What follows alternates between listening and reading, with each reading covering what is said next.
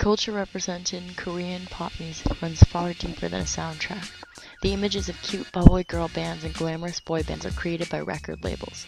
The agencies handpick boys and girls from around 15 to 18 to train as singers and dancers. The initial glamour of being chosen fades into restricting contracts that force these teens into punishing schedules and no freedom for self-expression.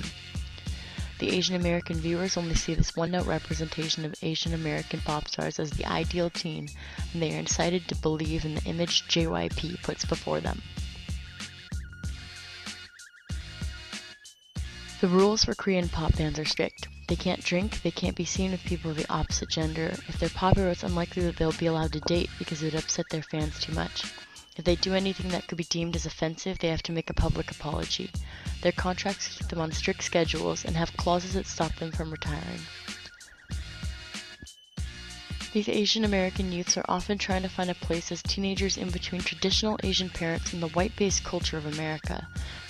For Korean Americans, listening to K-pop can be a way to stay both culturally and generationally relevant. Unfortunately, there are some examples of the dichotomy being unsuccessful. Jaebum Park is a Korean American that grew up in Washington. When he was 17, he auditioned for JYP and was taken to Korea the next year, then drafted into a game show that led to his entry in the band 2PM.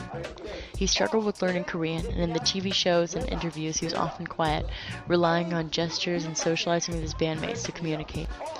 When comparing his pictures to the one from his training days, it's clear that his image was molded to fit the style of the band, with a new haircut, new clothes, and makeup.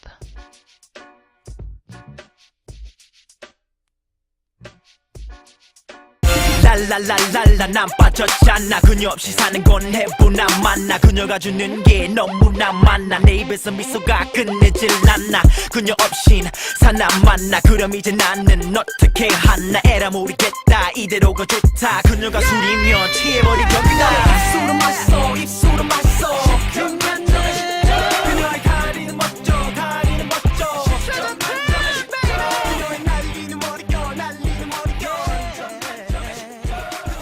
In 2009, there were comments found on Jay's MySpace from his training days where he talks about his dislike for Korea. His language is typical of an American teenager. His use of the word gay is unintentionally offensive, his masculinity played up, and he puts on a carefree attitude that is nothing like the ultra-sensitive, polite, and socially restrained attitude of the Korean celebrities. This American attitude shocked the Korean critics, and it was difficult to understand his roundabout way of expressing his loneliness and homesickness. There were suicide petitions, threats, and comments like "Go back to America" that showed the massive dichotomy between Koreans and Korean Americans. His American upbringing had been revealed and they hated him for it. JYP sent Jay back to Seattle on the original claim that he was only leaving until the anger died down.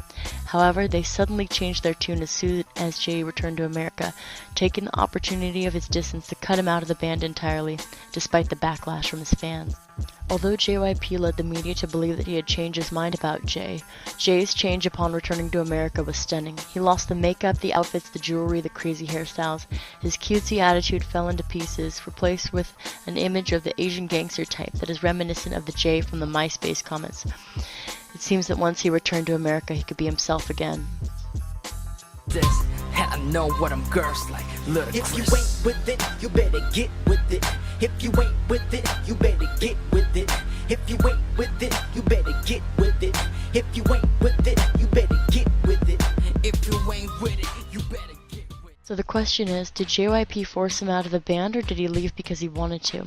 His quick return to his American roots and culture show his time in Korea under a new light. He was forced into a culture that wasn't his own, forced to act like someone he wasn't, to be polite and respectful and cautious, to watch every word he said in a language that wasn't his own. With the shackles of Korean stardom, maybe he made the right choice. Doki